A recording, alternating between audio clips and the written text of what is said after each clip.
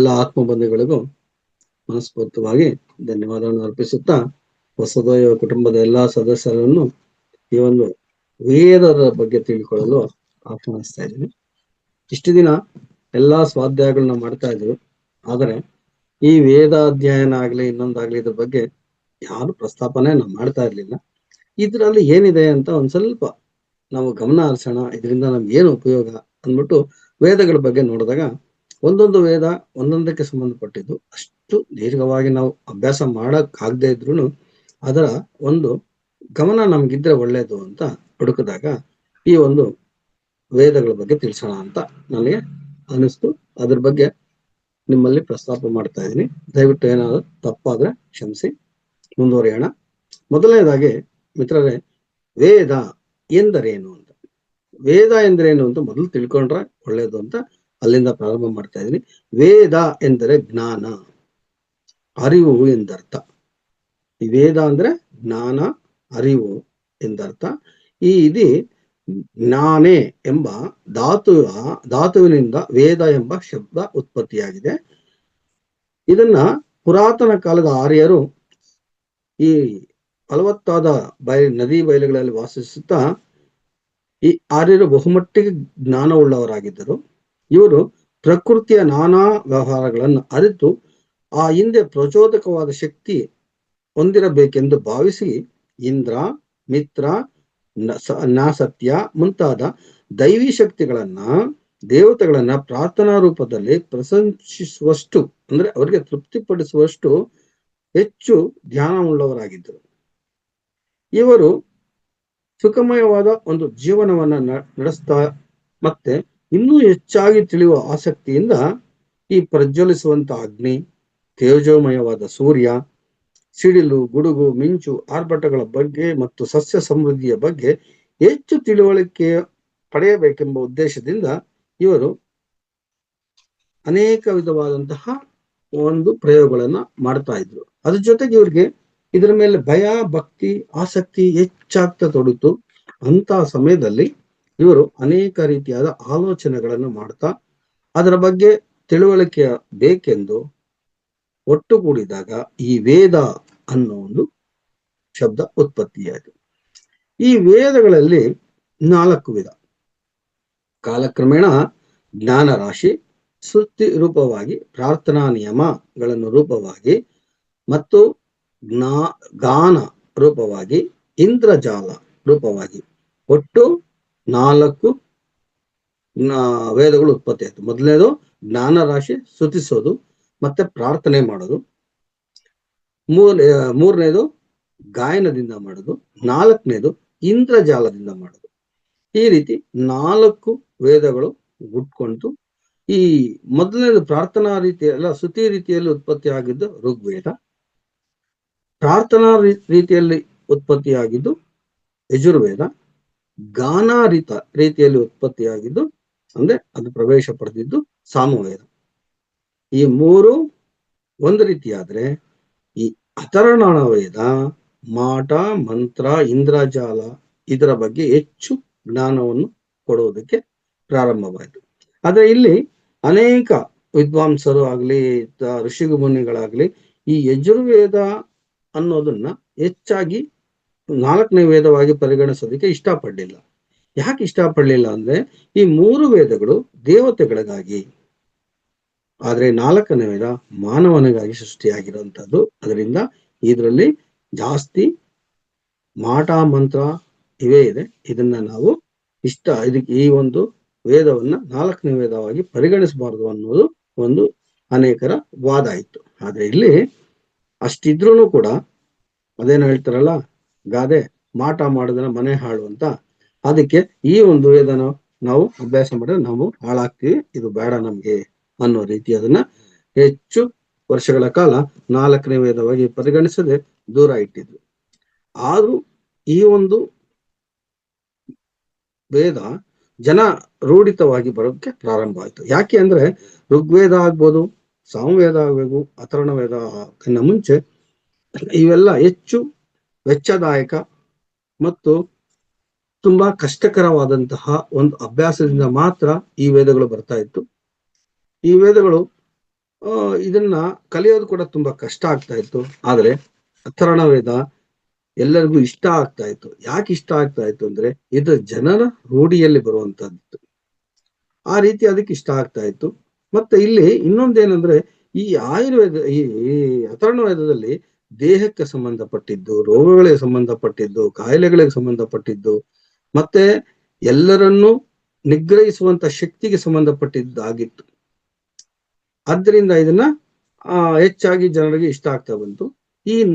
ಈ ವೇದಗಳಲ್ಲಿ ಇದನ್ನ ಇಷ್ಟಪಡುವಂತ ಶುರು ಮಾಡಿದಾಗ ಇದಕ್ಕೆ ಅನೇಕ ವಿಧವಾದ ಹೆಸರುಗಳನ್ನ ಕೊಡ್ತಾ ಬಂದ್ರು. ಯಾಕೆ ಹೆಸರುಗಳನ್ನ ಕೊಡ್ತಾ ಬಂದ್ರು ಅಂದ್ರೆ ಆ 5-6 ಜನಗಳು ಇದನ್ನ ಬರೆದಿದ್ದಾರೆ. ಆದ್ದರಿಂದ ಇದಕ್ಕೆ ಹೆಚ್ಚಾಗಿ ಅವರವರ ಹೆಸರುಗಳನ್ನ ಇಲ್ಲಿ ನಿರೂಪಣೆ ಮಾಡೋದಕ್ಕೆ ಶುರು ಮಾಡಿದ್ರು. ಅದರಲ್ಲಿ ಮೊದಲನೇದು ಮತ್ತೆ ಕೊನೆಯದು ಅಂತ ನಾವು ಯೋಚನೆ ಮಾಡ್ತಾ ಬಂದ್ರೆ ಅಂಗೀರಸ, ಭೃಂಗಿವಿಸ, ಬ್ರಹ್ಮವೇದ, ಕ್ಷೇತ್ರವೇದ ಇತ್ಯಾದಿ ಹೆಸರುಗಳನ್ನ ಕೊಡ್ತಾ ಬಂದ್ರು. ಅಥರ್ವ ಎಂದ್ರೆ ಏನು ಅಂದ್ರೆ ಅಥರ್ವ ಅಂದ್ರೆ ಅಗ್ನಿಪೂಜಕ ಅಂತ. ಅಥರ್ವ ಎಂದರೆ ಅಗ್ನಿಪೂಜಕ. ಇರಾನಿಗಳು ಪುರಾತನದ ಅಸ್ವೇತನ್ ಭಾಷೆಯಲ್ಲಿ ಅಥರ್ವನ್ ಎಂದರೆ ಅಗ್ನಿ ಪುರೋಹಿತ ಎಂದು ಅರ್ಥ. ಇಲ್ಲಿ ಇರಾನಿಗಳು ಇದನ್ನ ಮೊದಲು ಕಂಡುಹಿಡಿದಿದ್ದು ಅಂತ ಅನಿಸ್ತದೆ. ಅವರು ಅಗ್ನಿ ಪುರೋಹಿತ ಅಂತ ಅರ್ಥ ಬರುವಂತ ಅಥರ್ವನ್ ಎಂಬ ಭಾಷೆಯಲ್ಲಿ ಈ ಅಥರ್ವಣ ವೇದಕ್ಕೆ ಮೊದಲು ಅಗ್ನಿಯನ್ನು ಕಂಡುಹಿಡಿದವರು ಅಂತ ಸೂಚಿಸಿದರು. ಅಥರ್ವನ್ ಎಂಬ ಒಂದು ಋಷಿ ಮೂಲನೇ ಇದೆ. ಈ ಅಥರ್ವನ್ ಅನ್ನೋದು ಮೊದಲು ಈ ಒಂದು ಅಥರ್ವಣ ವೇದಕ್ಕೆ ಬುನಾದಿ ಆದ್ರಿಂದ ಇದಕ್ಕೆ ಅಥರ್ವಣ ವೇದ ಅಂತ ಹೆಸರು ಬರೋಕ್ಕೂ ಪ್ರಾರಂಭವಾಯಿತು ಅಂತ ಕೆಲವರು ಹೇಳ್ತಾರೆ. ಇಲ್ಲಿ ಬಹುಶಃ ಈ ಅಥರ್ವಣ ವೇದದಲ್ಲಿ ಸುಮಾರು ಎಷ್ಟು ಕಾಂಡಗಳಿವೆ, ಏನಿವೆ ಅಂತ ನಾವು ಯೋಚನೆ ಮಾಡಕ್ ಹೋದಾಗ, ಅಂದ್ರೆ ಎಷ್ಟು ದೊಡ್ಡದಾಗಿದೆ, ಯಾವ ರೀತಿ ಇದೆ ಅಂತ ಯೋಚನೆ ಮಾಡಕ್ ಹೋದಾಗ ಇದು ರಚನೆ ಆದ ಒಟ್ಟು 20 ಕಾಂಡಗಳಿವೆ. ಈ 20 ಕಾಂಡಗಳಲ್ಲಿ 760 ಸೂಕ್ತಗಳಿವೆ, 6000 ಮಂತ್ರಗಳಿವೆ. ಇಲ್ಲಿ ಒಬ್ಬೊಬ್ಬ ಋಷಿನೂ ತಮ್ಮದೇ ಆದಂತಹ ಒಂದು ಕೊಡುಗೆನ ಇದಕ್ಕೆ ಕೊಟ್ಟಿದ್ದಾನೆ. ಅದಕ್ಕೆ ಅವರೆಲ್ಲರದ್ದು ಸೇರಿ ಒಟ್ಟು ಇಷ್ಟು ಬರ್ತದೆ. ಒಂದ್ಸರಿ ವಿಂಗಡಣೆ ಮಾಡುವಾಗ ಆ ಅಥರ್ವಣ ವೇದದಲ್ಲಿ ಈ ಅಂಗೀರಸ ಋಷಿಯು ಸುಮಾರು 175 ಸೂಕ್ತಗಳು ಕೊಟ್ಟಿದ್ದಾನೆ. ಆಮೇಲೆ ಬ್ರಹ್ಮನ್ ಅಂತೂ ಇನ್ನೊಬ್ಬ ಋಷಿನ ಕಟ್ಕೊಂಡಾಗ 100 ಕೊಟ್ಟಿದ್ದಾನೆ. ಅದೇ ರೀತಿ ಅಂಗೀರಸ ಅನ್ನೋರು ಅವ್ರನ್ನು ಒಟ್ಟು ಸೇರಿ ಈ 4-5 ಋಷಿಗಳು ಸೇರಿ ಒಟ್ಟು ಕೊಟ್ಟಿರುವಂತಹ ಒಂದು ಸೂತ್ರಗಳು ಎಷ್ಟು ಅಂದ್ರೆ 20 ಕಾಂಡಗಳಲ್ಲಿ 760 ಸೂತ್ರಗಳು, 6000 ಮಂತ್ರಗಳನ್ನ ಇಲ್ಲಿ ಕೊಟ್ಟಿದ್ದಾರೆ. ಮಿತ್ರರೇ, ಇದರ ಜೊತೆಗೆ ಇದನ್ನ ಬ್ರಹ್ಮ ವೇದ ಅಂತ ಯಾಕೆ ಕರೀತಾರೆ ಅಂತ ಒಂದ್ಸರಿ ವಿಷಯಕ್ಕೆ ಬಂದಾಗ, ಇಲ್ಲಿ ಒಂದು ಯಜ್ಞ ಮಾಡ್ಬೇಕಾದ್ರೆ 4 ಋಷಿಗಳು ಕೂತಿರ್ತಾರೆ. ಇವ್ರನ್ನ ಋತ್ವಿಕ್ಗಳು ಎಂದು ಕರೀತಾರೆ. ಇವರು ಏನ್ ಮಾಡ್ತಾರೆ ಅಂದ್ರೆ ಈ ಋಗ್ವೇದ ಮಂತ್ರ ಪಠಣೆ ಮಾಡೋರು ದೇವತೆಗಳನ್ನ ಆಹ್ವಾನ ಮಾಡ್ತಾರೆ. ಇವ್ರದ್ದು ಅಷ್ಟೇ ಕೆಲಸ. ಒಬ್ಬ ಏನ್ ಮಾಡ್ತಾನೆ, ದೇವತೆಗಳನ್ನ ಆಹ್ವಾನ ಮಾಡ್ತಾನೆ. ಅವನು ಋಗ್ವೇದ ಪಂಡಿತನಾಗಿರ್ತಾನೆ. ಮುಂದೆ ಅವನ್ನ ವಿಧಿವತ್ತಾಗಿ ಪೂಜಿಸುವವನು, ಮಂತ್ರಗಳಿಂದ ಪೂಜಿಸುವವನು. ಅವನೇನ್ ಮಾಡ್ತಾನೆ, ಆ ಅಥರ್ವಣ ವೇದಕ್ಕಿಂತ ಮುಂಚೆ ಬರುವಂತದ್ದೇ ಸಾಮವೇದ. ಈ ಸಾಮವೇದದಲ್ಲಿ ಗಾಯನದಿಂದ ಅವ್ರನ್ನ ಸ್ತುತಿಸ್ತಾನೆ. ಆನಂತರ ಈ ಅಥರ್ವಣ ವೇದ, ಯಜುರ್ವೇದ ಅವರನ್ನ ಪ್ರಾರ್ಥನೆ ಮಾಡ್ತಾರೆ. ಒಂದು ಅವ್ರನ್ನ ಆಹ್ವಾನಿಸ್ತಾರೆ, ಎರಡನೇದು ಪ್ರಾರ್ಥನೆ ಮಾಡ್ತಾರೆ, ಮೂರನೇದು ಅವರ ಗಾಯನದಿಂದ ಸ್ತುತಿಸ್ತಾರೆ. ಇವರು 3 ವೇದಗಳು 3 ವಿಧವಾಗಿ ಮಾಡ್ತಾರೆ. ಈ 3 ವೇದಗಳನ್ನ ಮಾಡೋರನ್ನ ಗಮನಿಸ್ತಾ ಇಲ್ಲಿ ಏನಾದ್ರು ತೊಂದರೆಗಳು ಬಂದ್ರೆ, ಇವರು ಅಪಚಾರ ಮಾಡಿದ್ರೆ, ಮಧ್ಯದಲ್ಲಿ ಮಂತ್ರಗಳನ್ನ ಹೇಳುವಾಗ ತಪ್ಪು ಮಾಡಿದ್ರೆ ಅದರಿಂದ ಕೆಟ್ಟ ಪರಿಣಾಮ ಆಗಬಾರ್ದು ಅಂತ ಇನ್ನೊಬ್ಬರಿಗೆ ಅದರ ಉಸ್ತುವಾರಿ ಕೊಟ್ಟಿರ್ತಾರೆ, ಅಂದ್ರೆ ಮೇಲ್ವಿಚಾರಕರು ಕೊಟ್ಟಿರ್ತಾರೆ. ಅವರೇ ಬ್ರಹ್ಮ. ಆ ಬ್ರಹ್ಮ ಇದನ್ನೆಲ್ಲ ಗಮನಿಸ್ತಾ ಇರ್ತಾರೆ. ಆದ್ರೆ ಅವ್ರು ಮಾಡೋವಾಗಂತ ಅಚಾತುರ್ಯಗಳು ಮತ್ತು ಅನಾಚಾರಗಳೇನನ್ನ ಕಂಡು ಬಂದಾಗ ಅದನ್ನ ಸರಿಯಾದ ರೀತಿಯಲ್ಲಿ ಅದನ್ನ ನಡ್ಸ್ಕೊಂಡು ಹೋಗೋದು, ಜೊತೆಗೆ ಇವರಿಗೆ ಬೇರೆಯವರಿಂದ ವಿಘ್ನಗಳಾಗಬಾರ್ದು. ವಿಘ್ನಗಳು ಯಾರಿಂದ ಆಗ್ತದೆ ಅಂದ್ರೆ ರಾಕ್ಷಸರು, ಗಂಧರ್ವರು, ಅಪ್ಸರೆಯರು, ಪಿಚಾಚಿಗಳು, ಇವ್ರ ಹತ್ರದಿಂದ ವಿಘ್ನಗಳು ಆ ಒಂದು ಕಾರ್ಯಕ್ಕೆ ಆಗ್ತದೆ. ಅದನ್ನ ಕೂಡ ನಿವಾರಿಸುವಂತ ಜವಾಬ್ದಾರಿ ವಹಿಸಿರ್ತಾರೆ. ಆತನೇ ಬ್ರಹ್ಮ. ಆತನಿಗೆ ಈ ಅಥರ್ವಣ ವೇದದ ಸಂಪೂರ್ಣ ಜ್ಞಾನ ಇರಬೇಕು. ಯಾಕಂದ್ರೆ ಇವ್ರನ್ನ ನಿವಾರಿಸ್ಬೇಕಾದ್ರೆ ಇವ್ರು ಪ್ರಾರ್ಥನೆ ಮಾಡ್ಕೊಂಡು ಇವ್ರು ಇರ್ತಾರೆ, ಅವರು ಆಹ್ವಾನಿಸ್ಕೊಂಡು ಅವ್ರು ಇರ್ತಾರೆ, ಇವರು ಗಾಯನ ಮಾಡ್ಕೊಂಡು ಇವರು ಇರ್ತಾರೆ. ಇವರು ಗಮನದಲ್ಲಿದ್ದಾಗ ಅಲ್ಲಿ ಇವರಿಗೆ ವಿಘ್ನಗಳು ತಂದೊಡ್ಡವ್ರನ್ನ ನಿಗ್ರಹಿಸಿ ಆ ಯಜ್ಞನ ಸಂಪೂರ್ಣಗೊಳಿಸ್ಬೇಕಾದ್ರೆ ಅದರ ಮೇಲ್ವಿಚಾರಣೆ ಈ ಬ್ರಹ್ಮನಿಗಿರ್ತದೆ. ಈ ಬ್ರಹ್ಮ ಈ ಅಥರ್ವಣ ವಿದ್ಯೆಯನ್ನ ಕಲಿತು ಆ ಒಂದು ಯಜ್ಞಕ್ಕೆ ಶುಭ ಕೋರ್ಬೇಕು. ಅದರಿಂದ ಇದನ್ನ ಅಥರ್ಣ ವೇದ ವಿದ್ಯೆ ಕಲ್ತಿರೋದ್ರಿಂದ ಆತ್ಮ ಇದನ್ನ ಪಠಿಸೋದ್ರಿಂದ ಇದಕ್ಕೆ ಬ್ರಹ್ಮ ವಿದ್ಯೆ ಅಂತಾನು ಕರೀತಾರೆ. ಇದಕ್ಕೆ ಈ ಒಂದು ಮಹತ್ವ ಬರೋದಕ್ಕೆ ಮತ್ತೆ ಇನ್ನ ಕೆಲವೊಂದು ಕಾರಣಗಳಿದಾವೆ. ಇಲ್ಲಿ ತಮ್ಮ ವಿದ್ಯೆಯನ್ನು ಕಲಿತಂತಹ ಪಂಡಿತ ತನ್ನ ಯಜಮಾನನಿಗಾಗಿ ಏನು ಬೇಕಾದ್ರೂ ಮಾಡ್ತಾನೆ. ಅವನ ಹತ್ರ ದಕ್ಷಿಣ ರೂಪ ತಗೊಂಡಿರ್ಬೋದು, ಯಜಮಾನ ಆಗಿರ್ಬೋದು, ರಾಜ ಆಗಿರ್ಬೋದು, ಇಲ್ಲ ಅವನ ಸ್ನೇಹಿತ ಆಗಿರ್ಬೋದು, ಇಲ್ಲ ಅಂದ್ರೆ ಅವರ ಸಂಬಂಧಿಕ ಆಗಿರ್ಬೋದು, ಯಾರೇ ಆಗಿರ್ಬೋದು, ಅವನಿಗಾಗಿ ಅವನನ್ನ ರಕ್ಷಣೆ ಮಾಡೋದಕ್ಕೋಸ್ಕರ ಇತರರನ್ನ ತೊಂದರೆ ಕೊಡೋದಕ್ಕೂ ನಿಂದೆ ತೊಡೆಯಲ್ಲ. ಅವರು ಮನುಷ್ಯ ಆಗಿರ್ಬೋದು, ಯಕ್ಷಿಣಿ ಆಗಿರ್ಬೋದು, ಇಲ್ಲ ಅಂದ್ರೆ ರಾಕ್ಷಸರಾಗಿರ್ಬೋದು, ಯಾರೇ ಆಗಿರ್ಬೋದು, ಅವ್ರನ್ನ ಸಂಪೂರ್ಣವಾಗಿ ತನ್ನ ಹತೋಟಿಯಲ್ಲಿ ಇಟ್ಕೊಂಡು ಅವರಿಂದ ಆಗದೆ ಇರುವಂತ ತೊಂದರೆಗಳನ್ನ ನಿವಾರಿಸ್ತಾನೆ. ಅಷ್ಟೇ ಅಲ್ಲ, ಯುದ್ಧಗಳ ಕಾಲದಲ್ಲೂ ಕೂಡ ರಾಜರಿಗೆ ಇವರು ಹೆಚ್ಚಾಗಿ ಸಪೋರ್ಟ್ ಮಾಡಿ ಮಂತ್ರಗಳಿಂದಲೇ ಅವರನ್ನ ನಿಗ್ರಹಿಸ್ತಾ ಇದ್ರು ಅಂತ ಕೆಲವರು ಹೇಳ್ತಾರೆ. ಇಂಥ ಅದ್ಭುತವಾದಂತಹ ಒಂದು ಶಕ್ತಿನ ಹೊಂದಿರುವಂತದ್ದು ಈ ಅಥರ್ವಣ ವೇದ. ಜೊತೆಗೆ ಇವತ್ತು ನಾವು ಇದನ್ನ ಇಲ್ಲಿ ಪ್ರಸ್ತಾಪ ಮಾಡೋದಕ್ಕೆ ಕಾರಣ ಏನು ಅಂದ್ರೆ, ಈ ಅಥರ್ವಣ ವೇದ ಸಂಪೂರ್ಣವಾಗಿ ಮನುಷ್ಯನಿಗೆ ಉಪಯುಕ್ತವಾದಂತಹ ಒಂದು ವೇದ. ಯಾಕೆಂದ್ರೆ ಇಲ್ಲಿ ಮನುಷ್ಯನಿಗೆ ಬರುವಂತ ಕಾಯಿಲೆಗಳು, ಈ ಕಾಯಿಲೆಗಳನ್ನ ಮೊಟ್ಟ ಮೊದಲನೆಯದಾಗಿ ನಮಗೆ ತಿಳಿಸಿರುವಂತದ್ದು ಈ ಅಥರ್ವಣ ವೇದ. ಅದಕ್ಕೆ ಮುಂಚೆ ಇದ್ರ ಬಗ್ಗೆ ಹೆಚ್ಚು ಗಮನ ಇರಲಿಲ್ಲ. ಈ ದೀರ್ಘ ಆಯುಗಳಾಗಿ ಬದುಕ್ತಾನು ಇರ್ಲಿಲ್ಲ. ಇವರು ತಮ್ಮ ಆರೋಗ್ಯದ ಬಗ್ಗೆ ಶತಾಯುಷಗಳಾಗಿ ಬದುಕಬೇಕು ಅನ್ನೋ ಒಂದೇ ಒಂದು ಉದ್ದೇಶದಿಂದ ಈ ಒಂದು ಅಥರ್ವಣ ವೇದದಲ್ಲಿ ಸಂಪೂರ್ಣವಾಗಿ ಮನುಷ್ಯರ ದೇಹಕ್ಕೆ ಸಂಬಂಧಪಟ್ಟಂತೆ, ಮನುಷ್ಯರ ಆರೋಗ್ಯ ಸಂಬಂಧಪಟ್ಟಂತೆ ಮತ್ತು ಈ ಕಾಯಿಲೆಗಳು ಯಾವ ರೀತಿ ಇದನ್ನ ಓಡಿಸ್ಬೇಕು ಅನ್ನೋದಕ್ಕೆ ಸಂಬಂಧಪಟ್ಟಂತೆ ಇಲ್ಲಿ ಹೆಚ್ಚು ಗಮನ ಹರಿಸಿ ಇಲ್ಲಿ ನಮಗೆ ನೀಡಿದ್ದಾರೆ. ಇದು ನಾನು ಸಂಪೂರ್ಣವಾಗಿ ಜಂಪ್ ಮಾಡ್ತಾ ಹೋಗ್ತಾ ಇದ್ದೀನಿ. ಸಂಪೂರ್ಣವಾಗಿ ನಾವು ಕಾಯಿಲೆಗಳ ಹತ್ರ ಬಂದಿದ್ದೀವಿ. ಯಾಕಂದ್ರೆ ವಿವರಣವಾಗಿ ಹೋದ್ರೆ ತುಂಬಾ ಜಾಸ್ತಿ ಇರ್ತದೆ. ಇದನ್ನ ನಮ್ಮ ಅಂಗರಚನೆಯನ್ನ ಸಂಪೂರ್ಣವಾಗಿ ನಮ್ಮ ದೇಹದ ಅಂಗರಚನೆಯನ್ನ ವಿವರವಾಗಿ ಕೊಟ್ಟಿದ್ದಾರೆ.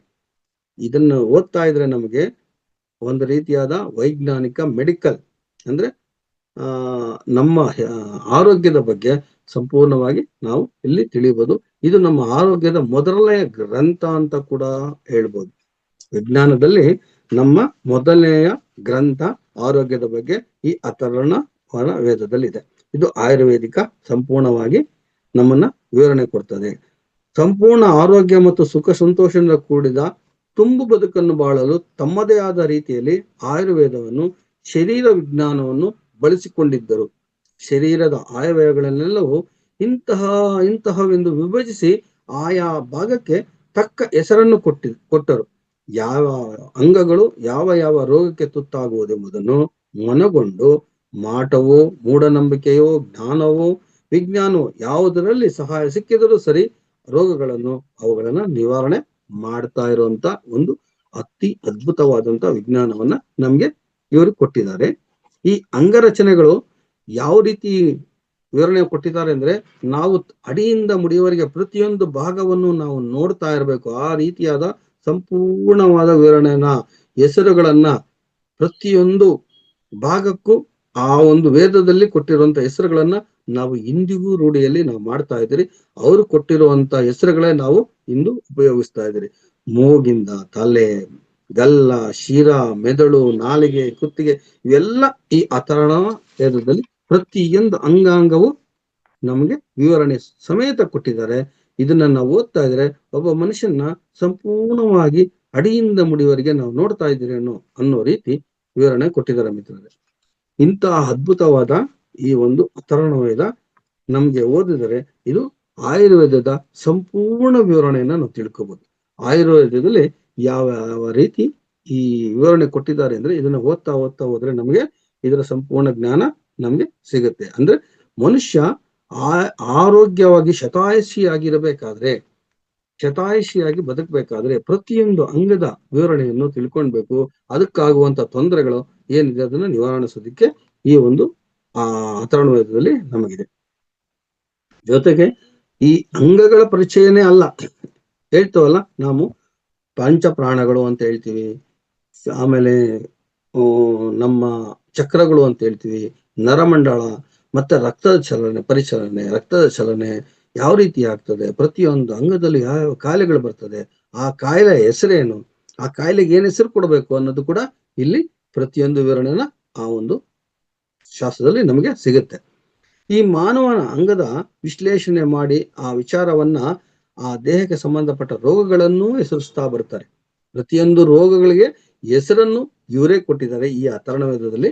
ಅದನ್ನೇ ಇಂದು ನಾವು ನೋಡ್ತಾ ಬರ್ತಾ ಇದ್ವಿ. ಜ್ವರ, ತೊನ್ನು, ಬಿಳಿ ತೊನ್ನು, ಕೆಮ್ಮು, ಈ ಪ್ರತಿಯೊಂದಕ್ಕೂ ಆ ಒಂದು ಸಂಸ್ಕೃತದಲ್ಲೇ ಹೆಸರಿದೆ. ಅದನ್ನ ನಾವು ಕನ್ನಡದಲ್ಲಿ ನೋಡ್ಬೋದು, ಇಲ್ಲಿ ಕೊಟ್ಟಿದ್ದಾರೆ ಕೆಲವೊಂದೆಲ್ಲಾನು. ಇದನ್ನ ಯಾವ ರೀತಿ ಆ ರೋಗನ ಪರಿಹಾರ ಮಾಡ್ಬೇಕು, ಬರೀ ರೋಗಕ್ಕೆ ಹೆಸರು ಮಾತ್ರ ಕೊಟ್ಟಿಲ್ಲ, ಅದನ್ನ ಪರಿಹಾರ ಮಾಡುದು ಮಂತ್ರದಿಂದ ಪರಿಹಾರ ಮಾಡ್ತಾ ಇದ್ರು, ಗಿಡಮೂಲಿಕೆಗಳಿಂದ ಪರಿಹಾರ ಮಾಡ್ತಾ ಇದ್ರು, ಮತ್ತೆ ಯಕ್ಷಿಣಿ ಮಂತ್ರಗಳಿಂದ ಅದನ್ನ ಪರಿಹಾರ ಮಾಡ್ತಾ ಇದ್ರು. ಈ ರೀತಿಯಾಗಿ ಅನೇಕ ರೀತಿಯಾದ ವಿವರಗಳನ್ನ ಇವರು ಕೊಡ್ತಾ ಬರ್ತಾರೆ. ಜ್ವರನೂ ಅಷ್ಟೇ, ಬರೀ ಮಂತ್ರದಿಂದನೇ ಜ್ವರ ಕಮ್ಮಿ ಮಾಡ್ತಾ ಇದ್ರು. ಅದ್ ಯಾವ ರೀತಿ ಮಾಡ್ತಾ ಇದ್ರು ಅಂತ ಅದನ್ನ ಓದ್ತಾ ಮುಂದಕ್ಕೆ ಹೋದ್ರೆ ನಮ್ಗೆ ಗೊತ್ತಾಗ್ತದೆ ಹೊರತು ಅದನ್ನ ಅಷ್ಟು ಬೇಗ ನಾವು ಕಲಿಯೋದಕ್ಕೆ ಸ್ವಲ್ಪ ಕಷ್ಟ ಆಗುದು. ಯಾಕಂದ್ರೆ ಇಲ್ಲಿ ಮಂತ್ರಗಳು ಸ್ವಲ್ಪ ಕಠಿಣವಾಗಿರ್ತವೆ, ಹೇಳೋ ರೀತಿ ಕಠಿಣತೆ ಇರ್ತದೆ, ಅದರಿಂದ ಸಿಗುವಂತ ಪರಿಣಾಮ ತುಂಬಾ ಅದ್ಭುತವಾಗಿರ್ತದೆ ಮಿತ್ರರೇ. ಇಲ್ಲಿ ಅನೇಕ ವಿದ್ಯೆಗಳು, ಈ ಮಂತ್ರಗಳು, ಈ ಒಂದು ಕಾಯಿಲೆಗಳನ್ನ ಹೋಗಲಾಡಿಸೋದಕ್ಕೆ ಅನೇಕ ವಿದ್ಯೆಗಳು ಇಲ್ಲಿ ಬರ್ತದೆ. ಬ್ಲ್ಯಾಕ್ ಮ್ಯಾಜಿಕ್ ಬರ್ತದೆ, ವೈಟ್ ಮ್ಯಾಜಿಕ್ ಬರ್ತದೆ, ಈ ಮ್ಯಾಜಿಕ್ ಜಾದು, ಆಮೇಲೆ ಜಾದುಗಳನ್ನ ಮಾಡೋ ರೀತಿ ಬರ್ತದೆ. ಇದನ್ನೆಲ್ಲ ಸಂಪೂರ್ಣವಾಗಿ ಅವರು ಈ ಒಂದು ರೋಗಗಳಿಗೆ ಶಮನಗಾಗಿ ಉಪಯೋಗಿಸ್ತಾ ಇದ್ರು. ಈ ರೋಗ ಬರೋದಕ್ಕೆ ಕಾರಣ ಏನೋ ತಿಳ್ಕೊಬೇಕಲ್ಲ.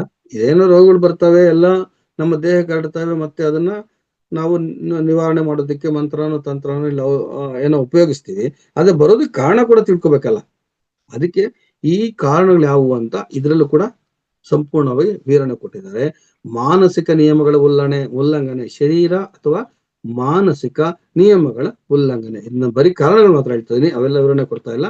ಯಾಕೆ ನಮಗೆ ಈ ಒಂದು ಕಾಯಿಲೆಗಳು ಬರ್ತವೆ ಅಂದ್ರೆ ಶಾರೀರಿಕ ಅಥವಾ ಮಾನಸಿಕ ನಿಯಮಗಳ ಉಲ್ಲಂಘನೆ, ವರ್ಣನೆ ಇತ್ಯಾದಿ ದೇವತೆಗಳ ಪ್ರಕೋಪ, ಆಮೇಲೆ ಈ ದೇವತೆಗಳಿಂದ ಕೋಪ ಬಂದಾಗ ಏನಾಗ್ತದೆ, ನಮ್ಗೆ ಮಳೆ, ಸಿಡಿಲು, ಬಿರುಗಾಳಿ ಇತ್ಯಾದಿ ಪ್ರಕೃತಿಯ ವಿಕೋಪಗಳಿಂದ ಬರ್ತದೆ.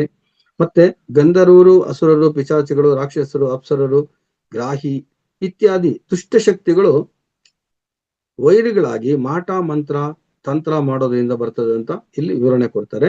ಇಲ್ಲಿ ಯಾತು ಅಂದ್ರೆ ಜಾದು, ಮಾಟ ಅನ್ನೋದಕ್ಕೆ ಕೃತ್ಯ ಅಂತ ಹೇಳ್ತಾರೆ. ಈ ಎರಡು ಪದಗಳು ಇಲ್ಲೇ ಉತ್ಪತ್ತಿ ಆಯ್ತು. ಅಂದ್ರೆ ಮಾಟ ಮಂತ್ರ, ಜಾದು ತಂತ್ರ ಅನ್ನೋದು ಇಲ್ಲೇ ಇವರು ಉಪಯೋಗಿಸಿದ್ದಾರೆ. ಇದನ್ನ ಒಂದು ವಿಷಯ ಅನ್ನ ಇಳಿಸೋದಕ್ಕಾಗ್ಲಿ, ಇಲ್ಲ ವಿಷಯನ ಜಾಸ್ತಿ ಮಾಡೋದಕ್ಕಾಗ್ಲಿ, ಇಲ್ಲ ಒಬ್ಬ ಮನುಷ್ಯನ ಸಾಯಿಸೋದಕ್ಕಾಗ್ಲಿ, ಮಾನಸಿಕವಾಗಿ ಮನುಷ್ಯನ ಕುಗ್ಸೋದಕ್ಕಾಗ್ಲಿ ಇಲ್ಲಿ ವಿಪರೀತವಾದ ಮಂತ್ರತಂತ್ರಗಳು ಇಲ್ಲಿ ಕೊಟ್ಟಿದ್ದಾರೆ.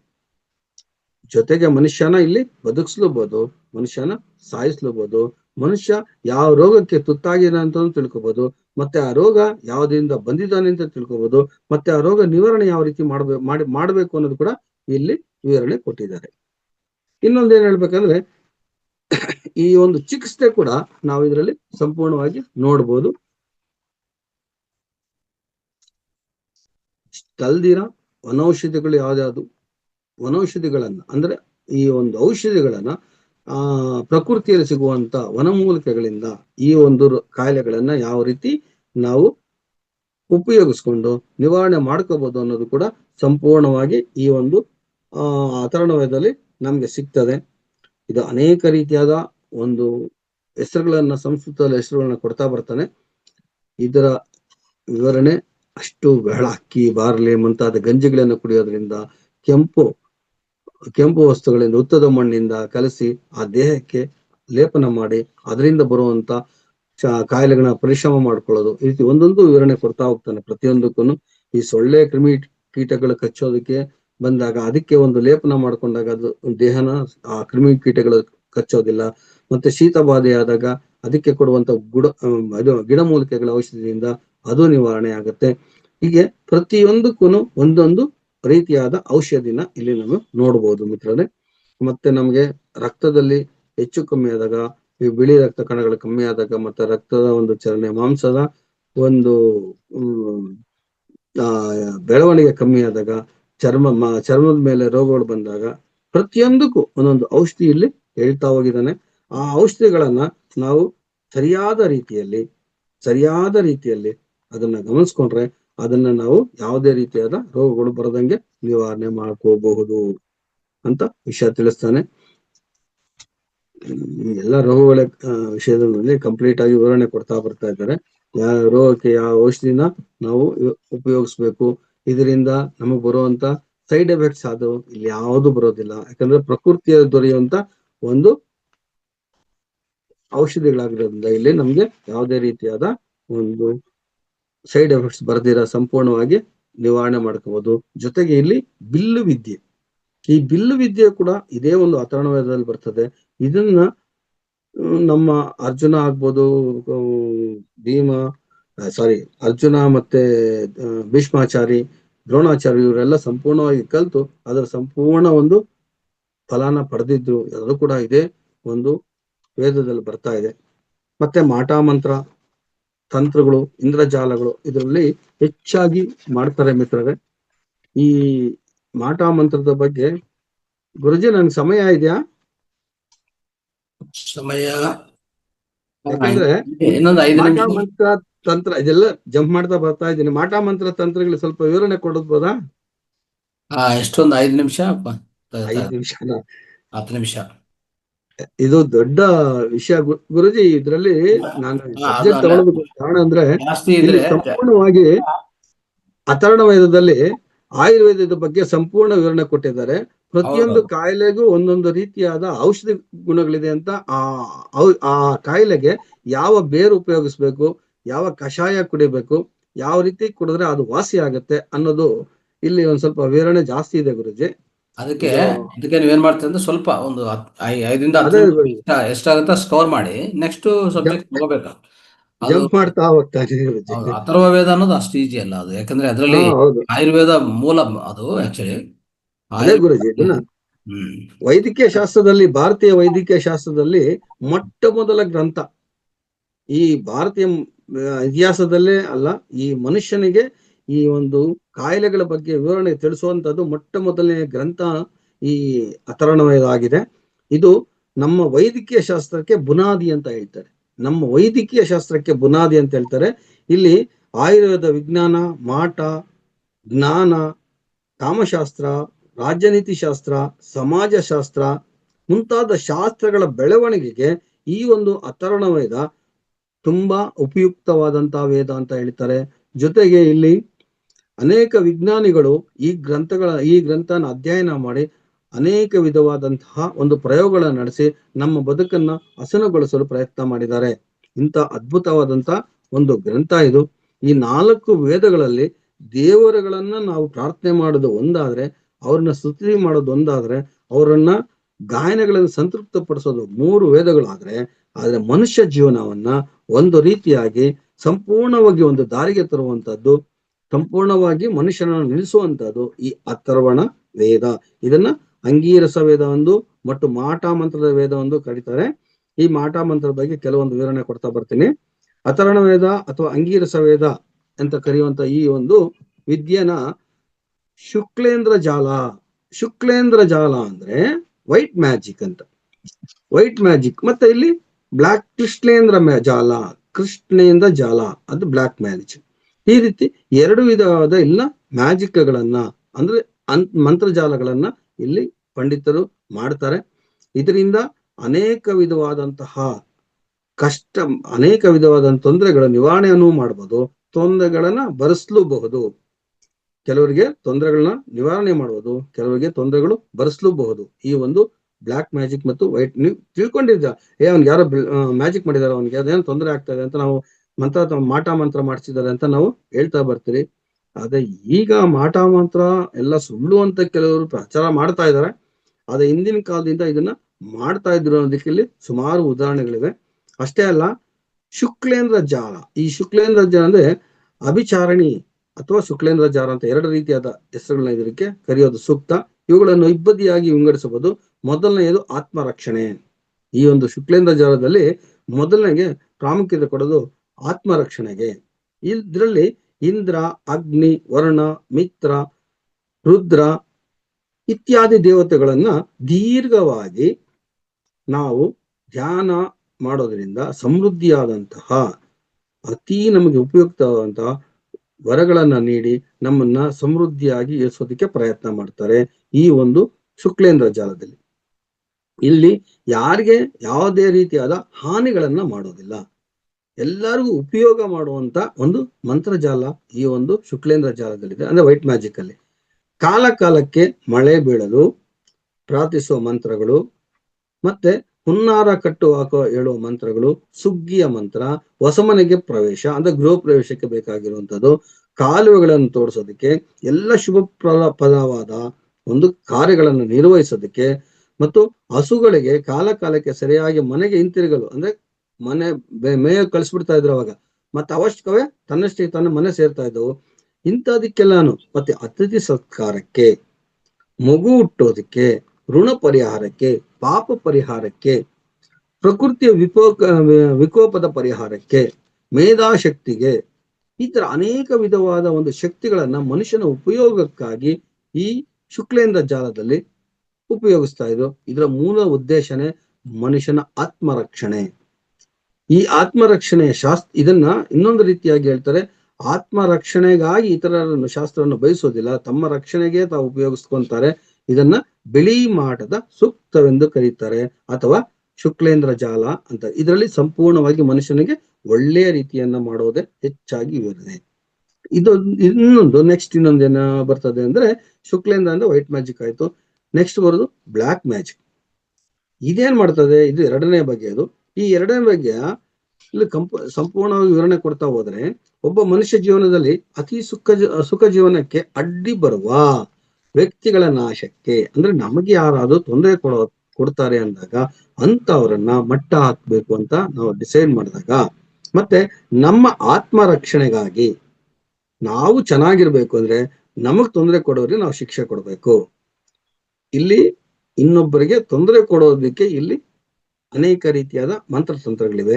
ಇದನ್ನ ಒಬ್ಬ ಫ್ರೆಂಡ್ ಆಗಿರ್ಬೋದು, ಸೌತಿ ಆಗಿರ್ಬೋದು, ಅಥವಾ ಇನ್ನೊಬ್ಬ ದೇಶದ ರಾಜ ಆಗಿರ್ಬೋದು, ಯಾರೇ ಆಗಿರ್ಬೋದು, ಅವನನ್ನ ಅತಿ ಕಠಿಣವಾಗಿ ಶಿಕ್ಷೆ ಮಾಡೋದಕ್ಕೆ ಅನೇಕ ರೀತಿಯಾದ ಮಂತ್ರಗಳನ್ನ ಉಪಯೋಗಿಸ್ತಾ ಇದ್ರು. ಜೊತೆಗೆ ಒಡ ಹುಟ್ಟಿದವರೇ ಆಗಲಿ ಅವರು ಕೂಡ ಇಲ್ಲಿ ಯಾವುದೇ ರೀತಿಯಾದ ಏನ್ ಹೇಳ್ತಾರಲ್ಲ ರಕ್ಷಣೆ ಮಾಡೋದಿಲ್ಲ, ಅವರು ಕೂಡ ಶಿಕ್ಷೆ ಕೊಡುವ ಹಾಗೆ ಮಾಡ್ತಾ ಇದ್ರು. ಮತ್ತೆ ಅನೇಕ ರೀತಿಯಾದ ಮಂತ್ರಗಳಿಂದ ಇತರರನ್ನ ಸಾಯಿಸಲು ಇದನ್ನು ಉಪಯೋಗಿಸ್ತಾ ಇದ್ರು. ಬೇರೆ ಈ ಒಂದು ಕೃಷ್ಣ ಮ್ಯಾಜಿಕ್ ಇಂದ ಅಂದ್ರೆ ಬ್ಲ್ಯಾಕ್ ಮ್ಯಾಜಿಕ್ ಇಂದ ಮಾಟ ಮಂತ್ರ ಇತರನ್ನ ಸಾಯಿಸ್ತಾನು ಇದ್ರು. ಆಮೇಲೆ ಅವ್ರಿಗೆ ಬರುವಂತ ತೊಂದರೆಗಳಿಗೆ ರಕ್ಷಣೆ ಮಾಡ್ಕೊಂತ ಇದ್ರು. ಇದಾದ್ಮೇಲೆ ಮೂರನೇದು ಇಂದ್ರಜಾಲ. ನಮಗ್ ಗೊತ್ತಿದೆ ಇಂದ್ರಜಾಲ ಅಂದ್ರೆ ಮ್ಯಾಜಿಕ್ ಮಾಡ್ತಾರೆ. ಈ ಸುಮಾರು ನಾವು ಮ್ಯಾಜಿಕ್ ಕಾರ್ಯಕ್ರಮಗಳನ್ನ ನೋಡ್ತಾ ಇರ್ತೀರಿ. ಆದ್ರೆ ಇದು ಜನರನ್ನ ಸಂತೋಷ ಪಡಿಸ್ಲಿಕ್ಕೆ ಮಾತ್ರ ಮಾಡ್ತಾ ಇದ್ರು, ಯಾವುದೇ ರೀತಿಯಾದ ತೊಂದರೆಗಳು ಮಾಡ್ತಾ ಇರ್ಲಿಲ್ಲ. ನಮಗೆ ಒಂದು ಭ್ರಮಾಲೋಕಕ್ಕೆ ಕರ್ಕೊಂಡೋಗಿ ನಮಗೆ ವಿಚಿತ್ರವಾದ ಅನುಭವಗಳನ್ನ ಮಾಡಿಸ್ತಾರೆ. ಇದರಿಂದ ಯಾರಿಗೂ ಯಾವುದೇ ರೀತಿಯಾದ ತೊಂದರೆ ಆಗೋದಿಲ್ಲ. ಸಂತೋಷ ಕಾರ್ಯಕ್ರಮದಲ್ಲಿ ಈ ಇಂದ್ರಜಾಲನ ಉಪಯೋಗಿಸ್ತಾ ಇದ್ರು. ಇದು ಕಣ್ಣಿನ ಮೋಸ ಅಷ್ಟೇ. ಇಲ್ಲಿ ಯಾವ ಇದು ತೊಂದರೆನೂ ಕೊಡದಿರ ಆ ಸಮಯಕ್ಕೆ ತಕ್ಕಗೆ ಅವರಿಗೆ ನಗಿಸೋದಾಗ್ಲಿ ಇಲ್ಲ ಸಂತೋಷ ಪಡಿಸೋದಾಗ್ಲಿ ಈ ರೀತಿಯಾದ ಒಂದು ಸಂತೋಷ ಕೂಟಗಳಲ್ಲಿ ಉಪಯೋಗಿಸ್ತಾವಂತ ಒಂದು ಜಾಲ ಇದು ಇಂದ್ರಜಾಲ ಅಂತ. ಇದು ಕೂಡ ಅಥರ್ವವೇದದಲ್ಲಿ ನಮಗೆ ಲಭಿಸ್ತದೆ ಮಿತ್ರರೇ. ಇಂತಹ 3 ವಿಧವಾದ ಅತ್ಯುತ್ತಮವಾದಂತಹ ಒಂದು ಜಾಲಗಳನ್ನ ನಾವಿಲ್ಲಿ ನೋಡ್ಬೋದು.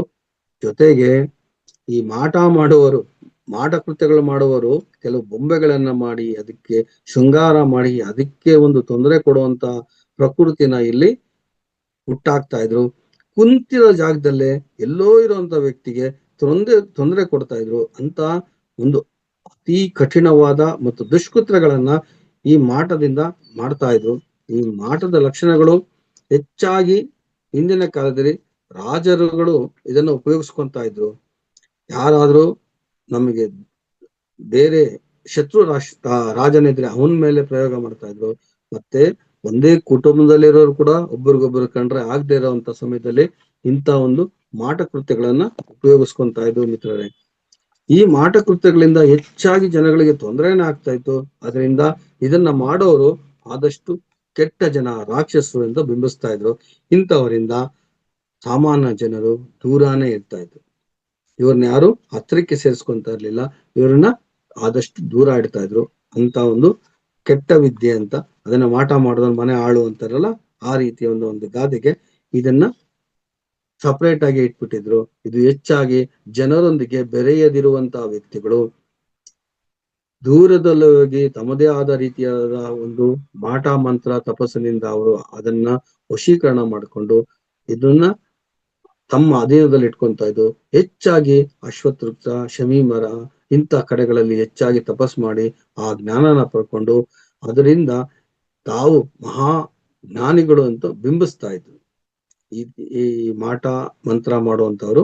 ಈ ಮಾಟ ಮಂತ್ರದ ಪರಿಕರಗಳು ಜಾಸ್ತಿ ಇದೆ. ಆಮೇಲೆ ಇದಾದ್ಮೇಲೆ ತಾಯಿತೆಗಳು ಕಟ್ತಾ ಇದ್ರು. ಈ ತಾಯಿತೆಗಳು ಕಟ್ಟಿ ಜ್ವರ ಆಗ್ಲಿ, ಕೆಮ್ಮಾಗ್ಲಿ ಸುಮಾರು ದುಷ್ಟಶಕ್ತಿಗಳನ್ನ ನಮ್ಮಿಂದ ಓಡಿಸ್ತಾ ಇದ್ರು. ಇದ್ರ ಬಗ್ಗೆ ಇನ್ನೊಂದ್ಸರಿ ವಿವರಣೆ ಕೊಡೋಣ. ಈಗ ನನಗೆ ಅವ್ರು ಕೊಟ್ಟಿರುವಂತ ಸಮಯ ಇಷ್ಟೇ ಅಂತ ಕಾಣುತ್ತೆ, ಗೊತ್ತಿಲ್ಲ. ಗುರುಜಿ ಧನ್ಯವಾದಗಳು ಗುರುಜಿ. ಸುಮಾರು ಈ ಒಂದು ಅಥರ್ವಣ ವೇದದ ಬಗ್ಗೆ ವಿವರಣೆ ಕೊಡೋದಕ್ಕೆ ಪ್ರಯತ್ನ ಮಾಡಿದೆ. ಯಾಕೆ ತಗೊಂಡೆ ಅಂತ ಮೊದಲನೇ ಹೇಳಿದೆ ನಾನು. ಇದು ನಮಗೆ ಸಂಬಂಧಪಟ್ಟಂತ ಒಂದು ಅಥರ್ವಣ ವೇದದ ವಿದ್ಯೆ. ಯಾಕೆ ಅಂದ್ರೆ ನಾವು ಪ್ರತಿಯೊಂದೂನು ಅಂಗಾಂಗಗಳನ್ನ, ರಚನೆಗಳನ್ನ ಬಗ್ಗೆ, ಕಾಯಿಲೆಗಳ ಬಗ್ಗೆ, ಇದರಿಂದ ಬರುವಂತ ಒಂದು ತೊಂದರೆಗಳ ನಿವಾರಣೆ ಬಗ್ಗೆ ನಾವು ಯೋಚನೆ ಮಾಡ್ತಾನೆ ಇರ್ತೀರಿ. ಮತ್ತೆ ನಾವು ಧ್ಯಾನಕ್ಕೂ ಕೂಡ ಇದು ನಮ್ಗೆ ಅನುಕೂಲ ಆಗುವಂತದ್ದು. ಕಟ್ಟುನಿಟ್ಟಾಗಿ ಇದನ್ನ ಪಾಲನೆ ಮಾಡಿದ್ರೆ ಇದು ನಮ್ಗೆ ಒಲಿತದೆ. ಜೊತೆಗೆ ಈ ಒಂದು ತಂತ್ರಗಳಿಂದ ಅನೇಕ ರೀತಿಯಾದ ಕಾಯಿಲೆಗಳು ನಾವು ವಾಸಿ ಮಾಡ್ಕೋಬಹುದು ಅಂತ ಕೂಡ ಹೇಳ್ತಾ ಇದ್ದಾರೆ. ತುಂಬಾ ಅದ್ಭುತವಾದಂತ ಒಂದು ವಿಷಯನ ಇದರಲ್ಲಿ ಪ್ರಸ್ತಾಪ ಮಾಡಿದ್ದಾರೆ.